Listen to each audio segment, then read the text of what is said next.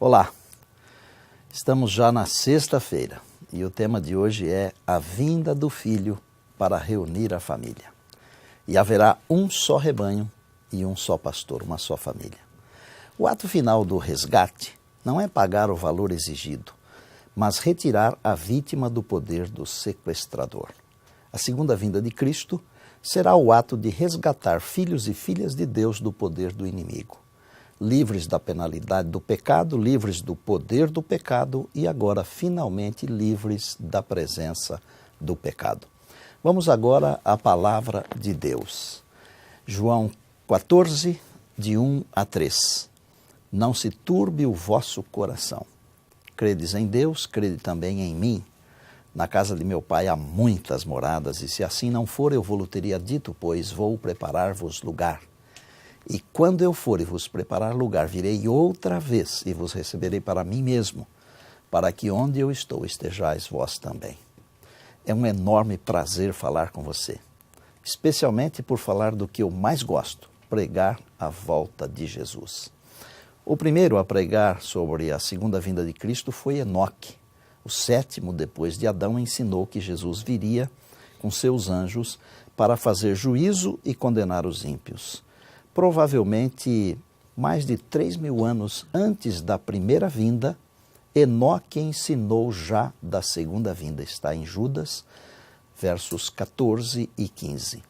Os profetas do Antigo Testamento, embora profetizassem a primeira vinda de Cristo, não deixaram de fazer assertivas sobre a segunda vinda. Isaías falou de uma nova terra de paz, onde os animais não serão mais ferozes. A cadeia alimentar hoje existente não existirá mais. Daniel profetizou o erguimento de Miguel para defender os filhos do povo de Deus, aqueles cujos nomes estão escritos no livro da vida. E nós cremos plenamente que Miguel é Jesus. Malaquias falou do grande e terrível dia do Senhor, grande para os salvos e terrível para os perdidos. No Novo Testamento, encontramos centenas de declarações sobre a segunda vinda. De Mateus a Apocalipse, há um cordão dourado encaminhando os fiéis para a volta de Jesus.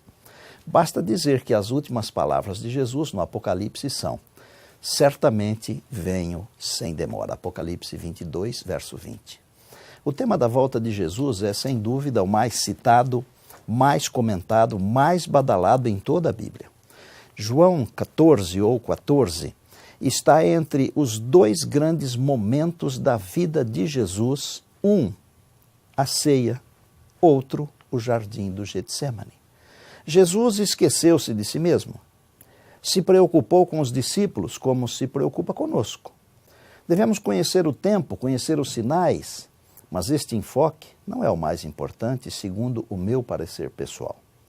Jesus mesmo deu algumas indicações, e ele disse, como nos dias de Noé e nos dias de Ló, Lucas 17, 26 a 30, Paulo ilustra o dia da vinda de Jesus como o final de uma gravidez, 1 Tessalonicenses 5, verso 3.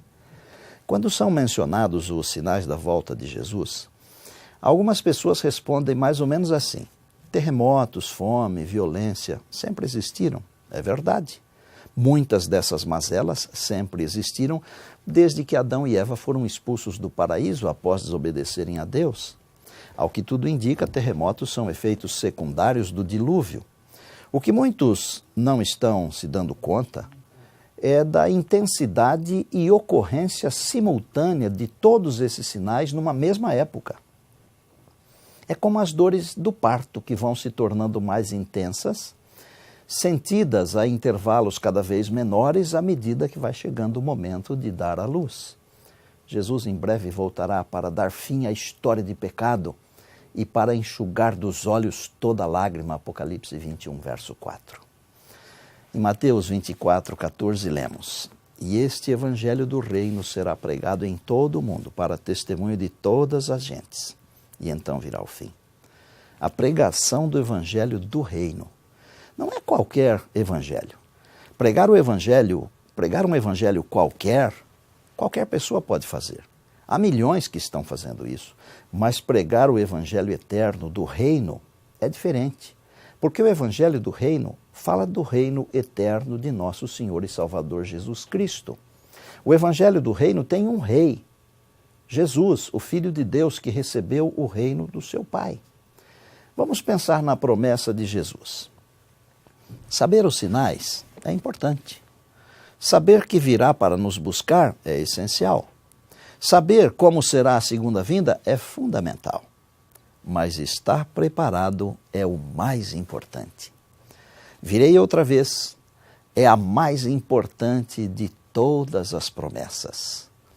Entretanto, eu quero ligar a segunda vinda com a primeira vinda, porque a Bíblia assim o ensina. A segunda vinda, sem o contexto da primeira vinda, perde a objetividade.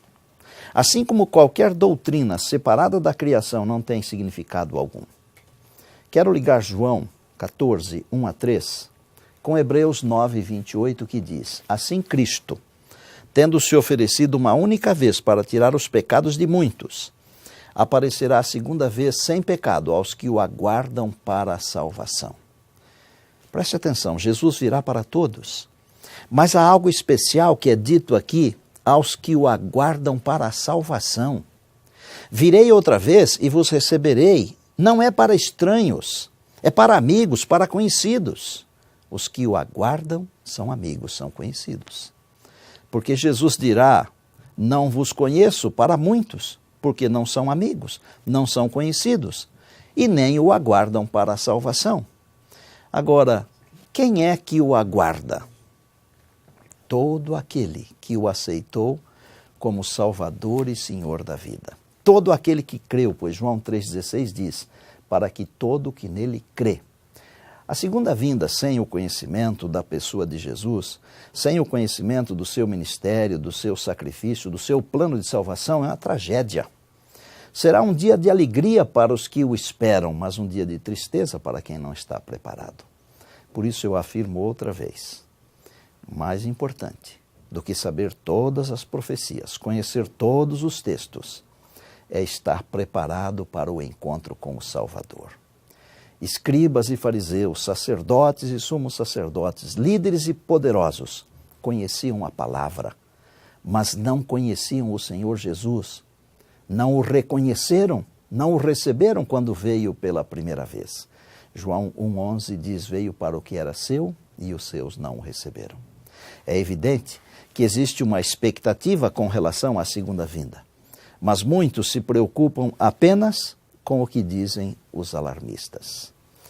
Eu, pessoalmente, tenho convicções claras de que estamos no final da história, mas minha preocupação é com o relacionamento, é com o comprometimento com Jesus muito mais do que com os acontecimentos. Eu sei que o que conta mesmo é minha comunhão com Deus, com o Deus da salvação, o Deus da graça. O mais importante de tudo é viver no plano de Deus. Eu sei que quem faz a obra em mim é Deus. É isso que ensina Filipenses 1,6. Deus começou a boa obra em mim e vai terminá-la até o dia de Cristo Jesus. Quando chegar a hora, Jesus virá nos buscar, independentemente de qualquer coisa. E como Deus sempre faz muito mais do que imaginamos, podem estar certos de que a volta de Jesus será muito mais gloriosa e poderosa do que nós podemos imaginar.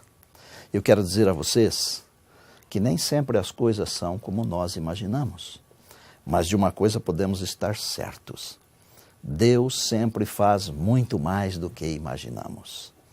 Eu quero terminar hoje contando uma história da minha infância, para mostrar que Deus sempre faz muito mais do que pensamos. A nossa parte é sermos fiéis. A história que vou contar mostra que vale a pena ser fiel. Mochinha, sem dúvida, foi a vaquinha de leite mais dócil, mais querida e mais mansa que eu conheci. Ela nunca se incomodou quando passávamos por debaixo de sua barriga, ou passávamos a mão na sua cara, ou até mesmo quando jogávamos água nela para dar banho. A Mochinha era mesmo diferente, eu diria espetacular. E para contar a história da Mochinha, eu tenho que falar um pouquinho sobre um homem que eu conheci e que confiava em Deus de maneira plena. Ele nunca foi expoente e nem mesmo um líder de expressão. Meu pai era um homem simples, mas era um homem abençoado por Deus. Ele sabia o significado do verso que diz: entrega o teu caminho ao Senhor e confia nele, e o mais ele fará. Salmo 37:5. Eu louvo a Deus porque meu pai me transmitiu esta dádiva, este privilégio, confiar em Deus sempre. Mesmo não sendo perfeito, pois nenhum ser humano é perfeito, ele me deu o maior de todos os exemplos. Nunca vi meu pai irado, nunca o vi gritando com minha mãe, nunca o vi falando mal de alguém e também nunca o vi aborrecido com Deus. Parece até que ele não sabia levantar a voz. Todavia posso dizer quantas vezes o vi orar. Quantas vezes o vi enfrentar as lutas da vida com o peito aberto e com convicção. Em algumas ocasiões as colheitas não vieram, tudo se perdeu, faltou chuva no tempo certo. Aquele homem enfrentou muitas lutas, mas nunca desanimou. Se um dia eu desanimar, não será pelo fato do exemplo do meu pai, porque ele foi leal e fiel até o fim. Leal e fiel à esposa, à família, à igreja, às suas convicções, às pessoas e, sobretudo, leal a Deus. Viveu feliz os seus dias, sabendo que a vida é um dom de Deus e assim deve ser vivida. Nos dias da mocidade, era um violeiro muito requisitado, preferido da região oeste do estado de São Paulo. Tocava a noite toda enquanto as pessoas bailavam e não repetia uma só música. Passada a juventude, encontrou-se com Jesus após ouvir no rádio o programa A Voz da Profecia. Mesmo não sabendo ler e escrever corretamente, encomendou para os filhos uma Bíblia e um livro intitulado Desejado de Todas as Nações. Começou a manusear a Bíblia e então um milagre aconteceu. Nela aprendeu a ler. Depois de muito tempo, frequentou uma escola noturna para a alfabetização de adultos, quando então completou um curso para ler e escrever.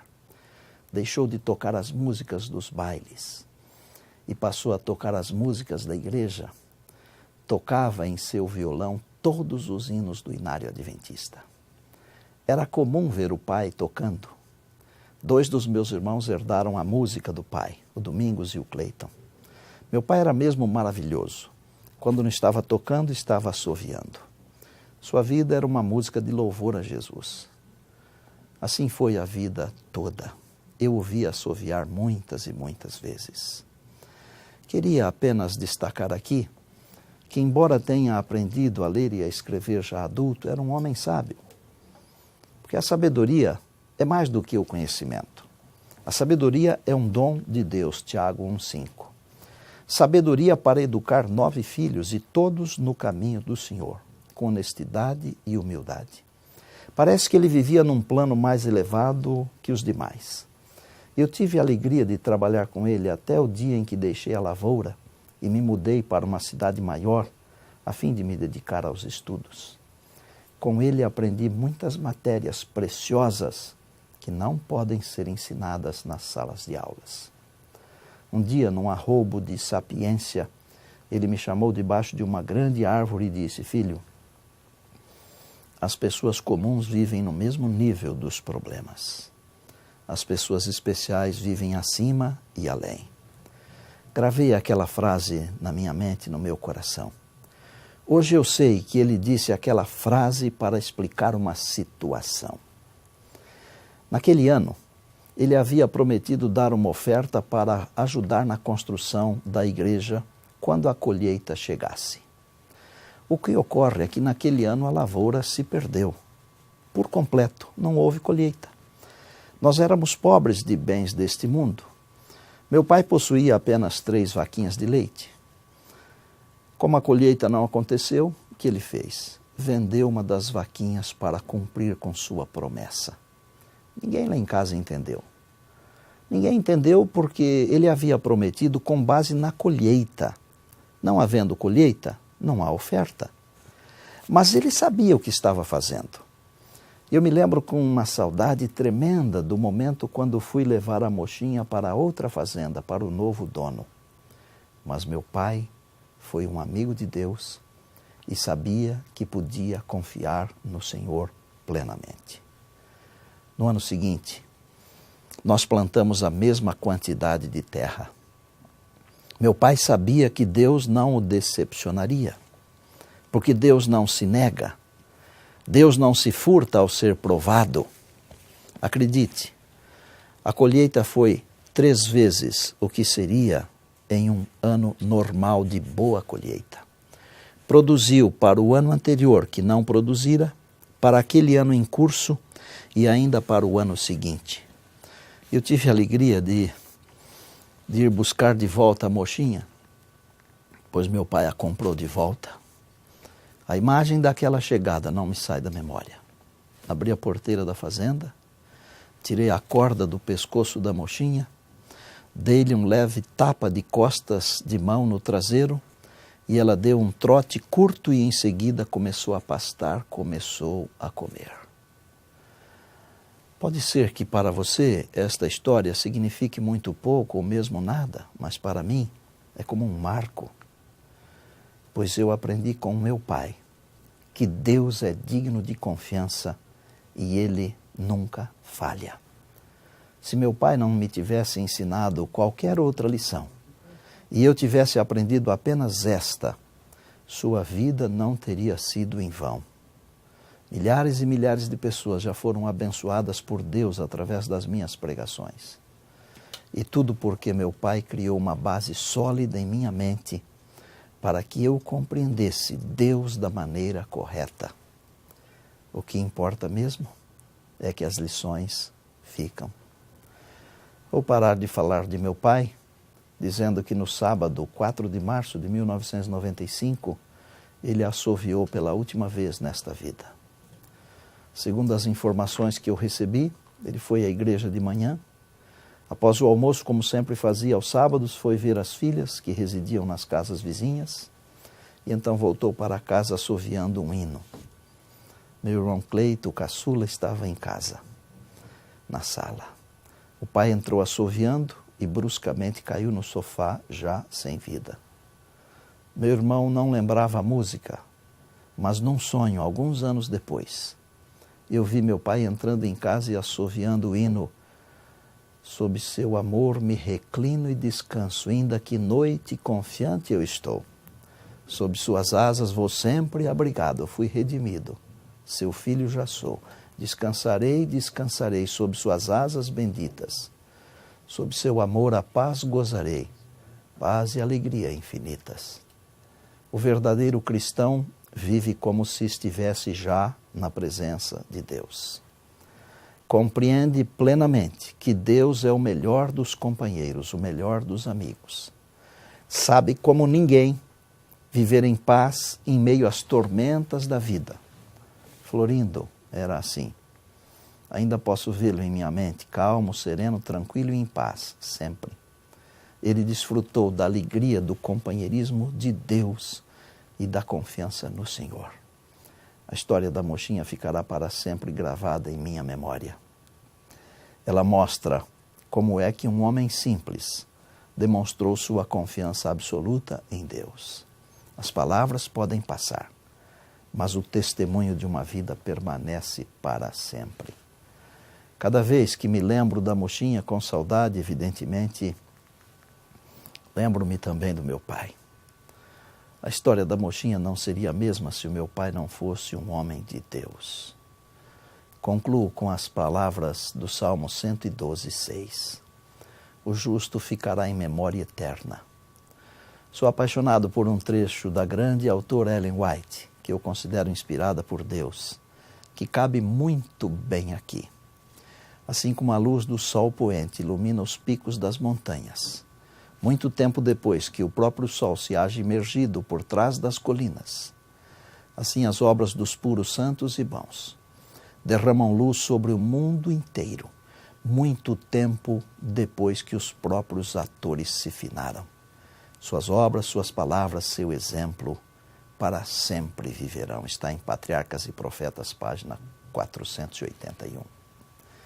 Eu quero hoje motivar a minha igreja para que todos estejamos preparados para o encontro com Jesus em breve nas nuvens dos céus. Lembrando que Deus sempre faz mais do que imaginamos. Lembrando que vale a pena ser fiel. Amados, sejamos fiéis e leais. Sejamos fiéis a Deus. Fiéis à nossa família, à nossa igreja, às nossas convicções pessoais. Estamos vivendo os últimos momentos da história deste mundo aqui. Em breve Jesus voltará. Ele anseia por esse momento para se encontrar conosco. Eu convido você a estar preparado. Reúna a sua família. Preparemo-nos todos juntos, porque em breve nós estaremos no lar. Ore comigo, querido Deus, amado Pai. Obrigado porque Jesus veio aqui uma vez. Nos comprou de volta para Deus.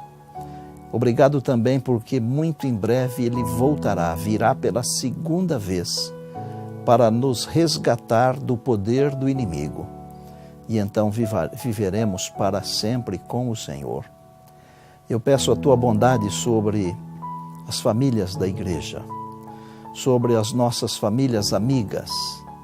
Eu peço a Tua bondade para todos nós, que no dia da volta de Jesus, nenhum de nós falte, que os nossos filhos estejam conosco, que a nossa família esteja conosco e que nós tenhamos a alegria de ir com Jesus para o lar. Oramos agradecidos em Cristo, Teu amado Filho, nosso Salvador e Senhor. Amém.